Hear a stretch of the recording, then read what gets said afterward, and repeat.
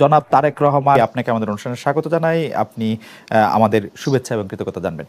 আরও আছেন জাতীয় নাগরিক পার্টির যুগ্ম আহ্বায়ক ডক্টর তাজনুবা জাবিন। ডক্টর তাজনুবা জাবিন, আপনাকে আমাদের অনুষ্ঠানে স্বাগত জানাই। আপনি আমাদের সাথে যুক্ত হয়েছেন, আর সেই জন্য আমাদের কৃতজ্ঞতাও জানবেন। আমি আপনাকে প্রথমেই যে বিষয়টার দিকে আপনার দৃষ্টি আকর্ষণ করতে চাই, সেটা হচ্ছে যে এনসিপি বা এই যে জাতীয় নাগরিক পার্টি কিভাবে বিএনপির শত্রুতে পরিণত হলো, মানে বিএনপিকে কিভাবে শত্রু গণ্য করতে থাকলো। যেমন আপনাদের একটা জনপ্রিয় বয়ান আমরা এরকম শুনি যে আপনারা 15 বছর কোথায় থাকেন, 15 বছর আপনারা পারেন নাই, কিন্তু 15 বছর যে বিএনপি পারে নাই সেইটার দায় কিন্তু আমাদের সবার। যেমন এই বৈষম্য বিরোধী ছাত্র আন্দোলন যখন জীবনের ঝুঁকি নিয়ে রাস্তায় এসে দাঁড়ালো, তারা যখন মরতে শুরু করেছিল, আপনিও প্ল্যাকার্ড নিয়ে রাস্তায় দাঁড়িয়েছেন, আপনি একজন পেশাজীবী। আমরাও আমাদের জায়গা থেকে যা করার দরকার তা করতে চেয়েছি, তা করতে চেষ্টা করেছি। কিন্তু বিএনপি যখন করতে চেয়েছে, বিএনপি যখন শেখ হাসিনাকে সরাতে চেয়েছে, তখন আমাদের কাউকে কিন্তু পাশে পায় নাই।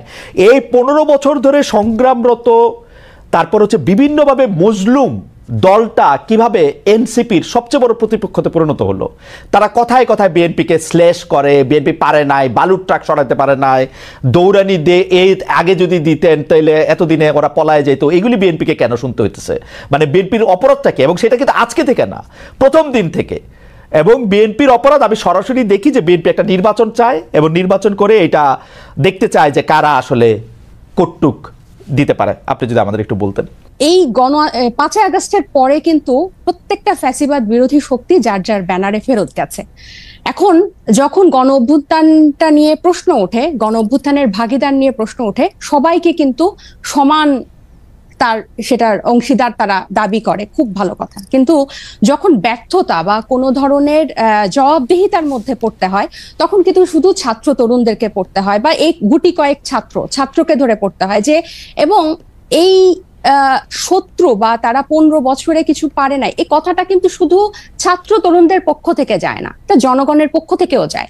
আপনি যদি আপনাদের এই অনুষ্ঠানগুলোর নিচে কমেন্ট গুলা দেখেন, কখনো যদি চোখে পড়ে, এখানে কিন্তু যাদের প্রকৃত অর্থে যাদের অ্যাকাউন্ট আছে, এরকম অনেক মানুষ কিন্তু খুব সুন্দর সুন্দর কথা লেখে এবং কাউকে অ্যাটাক করে না, খুব গঠনমূলক ভাবেই কিন্তু লেখে। এটা থেকে কিন্তু আপনারা নিজেরাও বুঝতে পারবেন এবং আশেপাশের মানুষ থেকেও বুঝতে পারবেন যে গত 15 বছরে একটা যোগ্য বিরোধী দল হওয়ার ব্যর্থতা কিন্তু এদেশকে ভুগিয়েছে, একটা সফল বিরোধী দল হওয়ার ব্যর্থতা কিন্তু এদেশকে ভুগিয়েছে। এটা শুধু ছাত্র জনতা হিসেবে আমরা যে বলি যে, বা এনসিপি এই নতুন করে যেটা বলে, ব্যাপারটা তা না। আরেকটা বিষয় হচ্ছে, এই শত্রু বা এই মুখোমুখি দাঁড় করানোর ব্যাপারটা কিন্তু এক দিক থেকে না।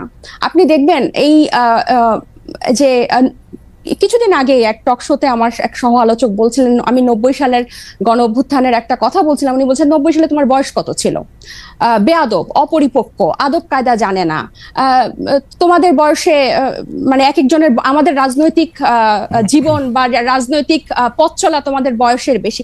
এই যে খাটো করে দেখা, এই যে হেয় করে দেখা, তো এটার প্রতিক্রিয়াতেও কিন্তু কিছু কথা চলে আসে না। ডক্টর জাবিন আসেন, আমরা একটু আমার ব্যর্থতা, আমি আপনার প্রশ্নটা আসলে বুঝাতে পারছি কিনা আমি জানি না।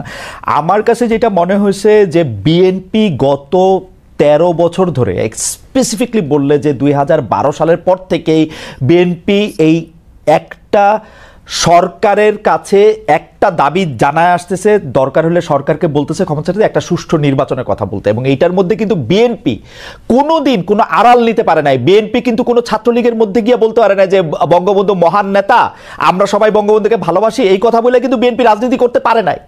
বিএনপিকে রাজনীতিটা করতে হয়েছে বিএনপির কথা বলেই, শেখ হাসিনার এগেনস্টে কথা বলেই বিএনপি রাজনীতি করতে হয়েছে। তার জন্য মামলা, মোকদ্দমা, জেল, জুলুম যত কিছু করছে, চা খাচ্ছে। বৈষম্য বিরোধী ছাত্র আন্দোলনের নেতারা কিন্তু শেখ হাসিনার বিরুদ্ধে ফেসিবাদী আন্দোলনে গেছে হচ্ছে অনেক পরে, অনেক জায়গার পরে। সেই সময় তাদেরকে আমরা মুক্তিযুদ্ধের স্লোগান দিতে দেখছি, তাদেরকে আমরা বঙ্গবন্ধুর ভাষণ দিতে দেখছি, এবং আমরা দেখছি যে তারা নানাভাবে নানা ধরনের আড়াল নিচ্ছেন। বিএনপি কিন্তু এই সুযোগটা পায় না। আমার প্রশ্নটা হচ্ছে, যেই বিএনপি এত ত্যাগ করলো, এবং তারা কিন্তু সরকারে গিয়া 3 জন মন্ত্রী হয় নাই, 3 জন মন্ত্রী এই বৈষম্য বিরোধী ছাত্ররাই হয়েছে। তারা কিন্তু কোনো কিছু দখল করে নাই, তাদের একটাই চাওয়া ছিল ইলেকশনে যাওয়া। এবং ইলেকশন যাওয়ার পর থেকে বিএনপিকে কি শুনতে হয়েছে আপনাদের কাছ থেকে আপনি দেখেন। আমি ছোট করে একটু বলি, আমার মাফ করবেন, আপনাদের কাছে শুনতে হয়েছে বিএনপি নাকি আওয়ামী লীগকে পুনর্বাসন করতেছে। বিএনপি নাকি আওয়ামী লীগকে নিয়ে আসতেছে। আওয়ামী লীগ দিয়া বিএনপির নেতারা যেভাবে ক্ষতিগ্রস্ত হয়েছে তার 100 ভাগের 1 ভাগ বাংলাদেশে কেউ হয় নাই। এরপরও বিএনপি কেমনে শত্রু হইল এনসিপির, এইটার কারণটা কি? মানে বিএনপিকে ক্ষমতা থেকে ঠেকানোটা কেন এত জরুরি হয়ে পড়লো? এখানে এটা শত্রুতার প্রশ্ন না খালেদ ভাই। এই যে কেন শুধু সুষ্ঠু নির্বাচনই চেয়েছিল, নির্বাচন কেন্দ্রিক রাজনীতি তারা করেছে। এই যে হাসিনা কিভাবে এই 3টা অবৈধ নির্বাচন করে ফ্যাসিস্টের সাম্রাজ্য টিকে রেখেছিল, তাদের রাজনীতিটাই ছিল নির্বাচন কেন্দ্রিক। কারণ নির্বাচন হলেই শুধু গণতন্ত্র হবে, গণতন্ত্র ফিরে আসবে, এটা তাদের একটা রাজনৈতিক একটা চালের, এটা বা তাদের কি বলবো আমি, পরিকল্পনার ভুল বলবো, যে তারা সবসময়, আপনিই বলছেন যে তারা সবসময় সুষ্ঠু নির্বাচনই চেয়েছে। কেন তারা হাসিনার এই যে তার যে সাম্রাজ্য, 3টা বিভাগ, এই যে সবকিছু তার একক কর্তৃত্বে, একক হাতে, প্রত্যেকটা রাষ্ট্রীয় প্রতিষ্ঠানের একটা ইট পাতা যে হাসিনার কথা ছাড়া বা স্বৈরশাসকের কথা ছাড়া চলতো না, বা মানুষকে সম্পৃক্ত করার যে রাজনীতি, এটা তো বিএনপি করতে ব্যর্থ হয়েছে। এবং জনগণের কথা না বলে, জনগণ এই যে এখনো তারা যে 31 দফা বলে বলে যেসব গণভোট অসম্ভব বলছে, যেসবে আমরা জনগণকে সম্পৃক্ত করতে চাচ্ছি, বিএনপি আবার সেসব জায়গায় জনগণকে দূরে ঠেলে দিয়ে আবার নির্বাচনের কথা বলছে। এখানে কিন্তু আপনি দেখেন তারা কিন্তু আবার জনগণকে নিজেদের থেকে দূরে সরাচ্ছে। জনগণ কিন্তু তাদেরকে চাচ্ছে, এবং তারা একটা প্রতিষ্ঠিত রাজনৈতিক দল, তারা নির্যাতিত রাজনৈতিক দল। আপনি নিজেই বলছেন যে তারা সব সময় সুষ্ঠু নির্বাচন চেয়েছে। একটা দেশের গণতন্ত্র কি শুধু সুষ্ঠু নির্বাচনের, একমাত্র শুধু সুষ্ঠু নির্বাচনের মধ্যে এই নির্বাচন ব্যবস্থাটা কিরকম, এই নির্বাচনটা দাঁড়িয়ে আছে কিসের উপর? এই যে এই নির্বাচন কমিশনার গুলা, বিচারক এবং প্রত্যেকটা রাষ্ট্রীয় প্রতিষ্ঠান, তাদের মন্ত্রিসভাগুলা কিসের উপর দাঁড়িয়ে আছে? আইন শৃঙ্খলা বাহিনী, পুলিশ, র্যাব, প্রত্যেকটা গোয়েন্দা বাহিনী কিসের উপর দাঁড়িয়ে আছে? এগুলোর সংস্কারের কথা, এগুলোর বিরুদ্ধে কথা, প্রত্যেকটা সবসময় তাদের একটা উপর দিয়ে কথা, যে চেষ্টা করা হবে, পরিবর্তন করা হবে, কিন্তু স্পেসিফিক্যালি উপায়টা কি, পথটা কি, তারা জনগণের কাছে সেটা পরিষ্কার করে না। যেটা ছাত্র জনতা বা এখন পরবর্তীতে হয়েছে, হয় আন্দোলনটা কোটা বিরোধী আন্দোলন দিয়ে শুরু হয়েছিল, এবং সব সময় কিন্তু এটা তো বাংলাদেশের ইতিহাসে প্রথম না, একটা দিয়েই শুরু হয়েছিল। কিন্তু এই পুঞ্জীভূত যে স্বৈরশাসকের 15 বছরের যে পুঞ্জীভূত ক্ষোভ, সেটা কিন্তু প্রকাশিত হয়েছে একটা সিস্টেম, একটা ধাপ পেরিয়েই কিন্তু সেদিকে গিয়েছে। এবং আমি একটু বলি, এবং বিএনপিকে যে এই শত্রু মনে করা না, আমরা কিন্তু চাচ্ছি বিএনপিকে জাতীয় ঐক্যমত্য নিয়ে আমরা একসাথে সবাই মিলে আমরা ঐক্যমতে পৌঁছাই সংস্কারের বিষয়ে, যে মৌলিক কিছু সংস্কার হোক, তারপর নির্বাচন যে 2টা টাইম লাইনে আছে তার মধ্যেই হবে, এবং প্রত্যেকটা দল, নিবন্ধিত দল সেখানে অংশগ্রহণ করবে। এবং বিএনপির কেন্দ্রীয় নেতৃত্বের নিয়ন্ত্রণ স্থানীয় পর্যায়ে নেই। আমরা প্রশ্নটি এমনভাবে করতে চাই যে একই বিষয় কি এনসিপির জন্য সত্য না? এনসিপির কি সব জায়গায় নিয়ন্ত্রণ আছে?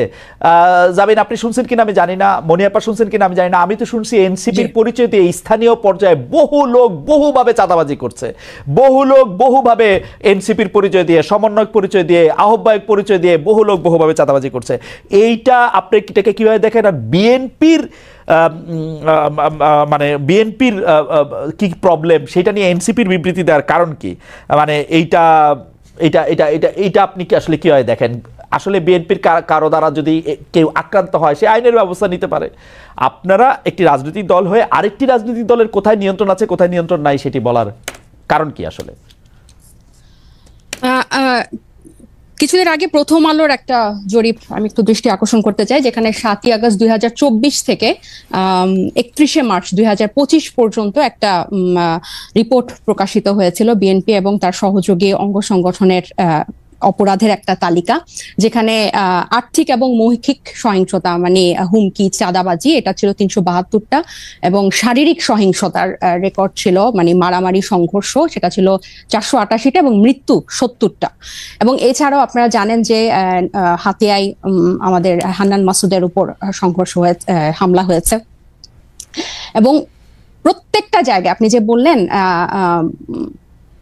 এনসিপির অসংখ্য প্রতিনিধি করছে, আমাদের কিন্তু এনসিপির একটা আহ্বায়ক কমিটি ছাড়া আর কোনো জায়গায়, আমাদের নাগরিক কমিটির বিভিন্ন কমিটি ছিল, কিন্তু এনসিপির কোনো জায়গায় এখনো কোনো প্রতিনিধি দেওয়া হয় নাই বা কমিটি দেওয়া হয় নাই। তো যারা অপরাধ করছেন বা যারা এই নাম ভাঙিয়ে, সমন্বয়ক নাম ভাঙিয়ে বা এখানকার আহ্বায়ক নাম ভাঙিয়ে যারা চাঁদাবাজি করছেন, তাদের কিন্তু গ্রেফতারও হচ্ছেন এবং তাদেরকে কিন্তু আইনের আওতায় আনা হচ্ছে। আরেকটা যেটা, এবং এই যে আপনার জনাব সার্জিস আলম, আপনাদের একজন নেতা, উনি যে 155টা গাড়ি নিয়ে ওখানে গেছেন, তার আগে হান্নান মাসুদও গাড়ি নিয়ে গেছেন, সেটাতে চাঁদাবাজি করছেন, সেটা অনেকেই বলতেছেন। আপনারা কি এটা তদন্ত করছেন? আপনারা তো এটা বিবৃতি পর্যন্ত দেন নাই। আমরা একটা চিঠি দেখছি ফেসবুকে, আপনাদেরই আরেকজন তাকে একটা প্রশ্ন করেছেন, মনে হচ্ছে যে এটা ছেলে খেলা। একটা লোক 155টা গাড়ি নিয়ে শোডাউন করতেছে, পরে আবার ব্যাখ্যা দিচ্ছে যে এটা তার দাদার টাকা, বাবার টাকা। আপনারা এটা কিছু বলতেছেন না, কোনো রকম তদন্ত করতেছেন না। আপনারা বলতেছেন যে আমরা খালেদ ভাই গত এই ঈদের আগে এই সার্ভিসের ব্যাপারটা নিয়ে মনে হয় আমরা যে কয়টা গণমাধ্যমের সাথে কথা বলেছি, টকশোতে গিয়েছি, প্রতিনিয়ত এটা নিয়ে কথা বলেছি, এবং এটার প্রশ্ন জবাবদিহি আনুষ্ঠানিক বিবৃতি দিয়েছেন, এনসিপি আনুষ্ঠানিক বিবৃতি দিয়েছে। আমাকে শেষ করতে দেন, আমাকে একটু শেষ করতে দেন। আপনি শেষ করেন। যেখানে যে মানে আমাদের তো শুধু একজন তারেক রহমান নাই যে যিনি কথা বললে ওই কথাটাই মানে বেদবাক্য হবে। আমরা সবাই কিন্তু এখানে যেহেতু এটা একটা কালেকটিভ নেতৃত্বের একটা দল, এবং সবাই আমরা বিভিন্ন জায়গায় কথা বলছি, গণমাধ্যমের সাথে কথা বলছি। আমরা বারবার বলেছি যে এই তারা যে পাল্টাপাল্টি বক্তব্য দিয়েছে ফেসবুকে, এটা সম্পূর্ণ তাদের ব্যক্তিগত একটা পোস্ট, এবং তারা সেভাবে সেটা হ্যান্ডেল করেছে।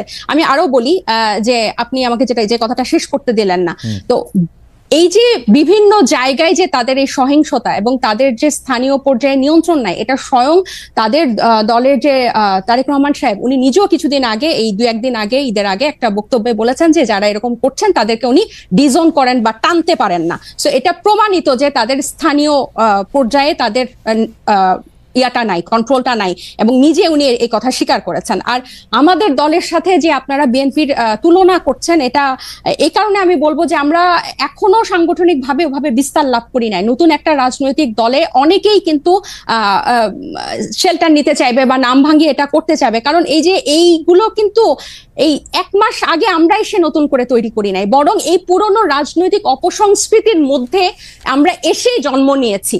সো এখন আমাদের উপর দায়িত্ব এসব রাজনৈতিক অপসংস্কৃতি পরিষ্কার করা এবং ফেরেশতার মতো বিহেভ করা। সো আমরা কিন্তু অথবা আপনার দায়িত্ব ডাক্তার জাবিন, অথবা আপনাদের দায়িত্ব হচ্ছে ওই সংস্কৃতিটারও বেশি করে করা। একটু খালেদ ভাই আমি শেষ করি। ওই সংস্কৃতি বেশি করে না, ওই সংস্কৃতির বিরুদ্ধে কথা বলা। আমরা এই রাজনৈতিক অপসংস্কৃতির বিরুদ্ধে কথা বলতে চাই, এবং এটা শুধু বিরুদ্ধে কথা বলা না, আমরা এটা চর্চাটাও করতে চাই। এবং আপনি যখন বলেন যে গণ অভ্যুত্থান, বা আপনারা যখন বলেন যে গণ অভ্যুত্থান এই কোটা বিরোধী আন্দোলন দিয়ে শুরু হয়েছিল, ছাত্রদের ডাকে হয় নাই, এটা গত 15 বছর বিএনপি নির্যাতিত হয়েছে, এটা যেমন সত্য। 24-এর গণ অভ্যুত্থান বৈষম্য বিরোধী ছাত্র আন্দোলনের ব্যানারে হয়েছে, বিএনপি সেই ব্যানারে এসে আন্দোলনে অংশ নিয়েছে, সেটাও সমান পরিমাণ সত্য। এখানে এটা অস্বীকার করে কোনো উপায় নাই। ঠিক একইভাবে গণ অভ্যুত্থানের যেভাবে সবাই হকদার, এই রাজনৈতিক অপসংস্কৃতি দূর করার দায়িত্ব 1 মাস আগে জন্ম নেওয়া একটা দলের যেরকম দায়িত্ব, 47 বছর আগে জন্ম নেওয়া একটা দলেরও দায়িত্ব। আমরা শুধু একটা বিবৃতি দেই নাই দেখে আপনি আমাদেরকে প্রশ্ন করতে পারেন। একটা বিবৃতি না, আপনার কথা শেষ হইলে আমি একটু বলি, মানে একটা কথা শেষ হইলে আপনি তো বলে যাচ্ছেন, এত সুন্দর চমৎকার কথা বলেন আপনি, আপনাকে শুনতে খুব ভালো লাগতেছে, কিন্তু আপনি যদি আমাকে একটু সময় দিতেন। জি বলেন। আপনি বলতেছেন একটা বিবৃতির কথা। আপা আপনি একটু খেয়াল করে দেখেন, আপনারা 5 স্টার হোটেলে ইফতারি কোথায় করলেন, কে আপনাদের চাঁদা দিল, সেই বিবৃতি সেটা আপনারা বিবৃতিতে জানান নাই। আপনারা রূপায়ণটার মধ্যে 2টা বিল্ডিং ভাড়া করে কেমনে থাকতেছেন, আপনারা এই 8 মাসে আপনারা এটা জবাব দিতে পারেন নাই। আপনাদের শোডাউন করলেন কোত্থেকে গাড়িতে, এটার জবাব আপনারা বিবৃতিতে দিতে পারেন নাই। আপনারা কেন হাসনাত আব্দুল্লাহ হঠাৎ করে বললো আর্মি তাদেরকে ডাইকা নিয়ে বলছে আওয়ামী লীগকে রাজনীতিতে আসতে দিতে হবে, তারপরে আপনারা এটার নিয়ে কিন্তু কোনো একটা দলগত অবস্থান আপনারা জানান নাই। আপনারা বিবৃতি দেন না এমন না, কিন্তু আপনারা কিন্তু বিবৃতি দেন। জনাব নাহিদ ইসলাম এবং আপনাদের মিডিয়া সেলের পক্ষ থেকে আমরা অনেক বিবৃতি পাইছি, এগুলি ব্যাপারে আমরা কোনো বিবৃতি পাই নাই আনফরচুনেটলি। টক শো থেকে আপনি কথা কইলেন, এখন আপনার কথাটা কি আমরা শুনবো, নাকি আপনার একটা পার্টির বিবৃতি আশা করবো? আপনি নতুন রাজনৈতিক বন্দোবস্তের কথা বলতেছেন, একটা নতুন আপনি আমাকে দেখাইতে পারবেন যে এনসিপির সাথে বিএনপির কি তফাৎ, এনসিপির সাথে জামায়াতের কি তফাৎ? কোন জায়গা দিয়ে আপনারা একটা তফাৎ করতেছেন আরেকটা জায়গা দিয়ে একটা নতুন বন্দোবস্ত আনছেন? একটা উদাহরণ দেখান একটা নতুন বন্দোবস্তের। আচ্ছা খালেদ ভাই, বিবৃতি দিয়েই যদি এসব অপসংস্কৃতি বা এসব ব্যাপার থেকে মুক্ত হওয়া যেত, তাহলে বোধহয় বিবৃতি দেওয়া হতো। আমরা কোন কোন বিষয়ে বিবৃতি দিয়েছি আপনি নিশ্চয়ই সেটা যেহেতু খেয়াল করেছেন, আপনি খেয়াল করে থাকবেন। এইসব ব্যাপারগুলা বিবৃতি দিয়ে দায়সারা ভাবে ফেরানো যাবে না। এগুলোকে জনগণের কাছে পরিষ্কার করতে হবে। এবং অর্থনৈতিক স্বচ্ছতা আমাদের রাজনৈতিক দল জন্ম নেওয়ার আগে থেকে আমাদের অন্যতম প্রায়োরিটি। শুধু বাংলাদেশে কোনো রাজনৈতিক দলের এই গত 53 বছরের রাজনৈতিক সংস্কৃতিতে অর্থনৈতিক স্বচ্ছতা কখনো কোনো রাজনৈতিক দল দেখায় না। এবং আমরা জন্ম নেওয়ার আগে থেকেই এই আলোচনা, আপনি যে 8 মাস বললেন, জন্ম নিয়েছে 1 মাস আগে, এর আগে থেকে আমরা যখন এই প্রক্রিয়ার মধ্যে ছিলাম, এটা ছিল আমাদের অন্যতম প্রায়োরিটি। আপনার একটা জিনিস, একজন ব্যক্তি একটা রাজনৈতিক দলের একজন দুজন কিছু করবে, সেটাকে ডিফেন্ড করে একটা বিবৃতি দিয়ে কিন্তু ব্যাপারটা থেকে দায়সারা হওয়া যাবে না। বরং আমাদের হোমওয়ার্কটা হচ্ছে, আমাদের কর্মযজ্ঞটা হচ্ছে এই জিনিসটা কিভাবে স্বচ্ছভাবে মানুষের কাছে পরিষ্কার করা যায়, যাতে এটাই হচ্ছে আমাদের বিএনপি এবং জামাতের থেকে আমাদের পার্থক্য। বিএনপি এবং এই যেসব রাজনৈতিক দল স্টাবলিশ ছিল, তারা কি শোডাউনের রাজনীতি করে নাই? তারা কি পেশি শক্তি দেখায় নাই? তারা কি আর্থিক প্রভাব প্রতিপত্তি দেখায় নাই বিভিন্ন জেলায়? এটা তো আপনি অনেক অভিজ্ঞ, আপনি অনেক বছরের আপনার অভিজ্ঞতার। আমি বলি, আমাকে শেষ করতে দেন যে এখন এটা থেকে আমরা ডিফারেন্ট কিভাবে হব, যে এগুলোকে আমাদেরকে চেক করতে হবে। বিবৃতি দিয়ে কিন্তু এখান থেকে দায়সারা ভাবে আমরা মুক্তি পেতে পারবো না। এগুলোকে আমাদের অ্যাড্রেস করতে হবে, এগুলোকে ফ্লেক্সিবল করতে হবে, কিভাবে জনগণের কাছে পৌঁছানো যায়। এবং এই ইফতারের কথা এবং রূপায়ণ টাওয়ারের অর্থের কথা আমরা বারবার বলেছি, সেটা টকশো অন্যতম মাধ্যম বাংলাদেশের। আপনাদের পরিষ্কার বিবৃতি দিতে কি অসুবিধা? বিবৃতি দিতে কি অসুবিধা আপনাদের? বিবৃতি দিতে কি অসুবিধা?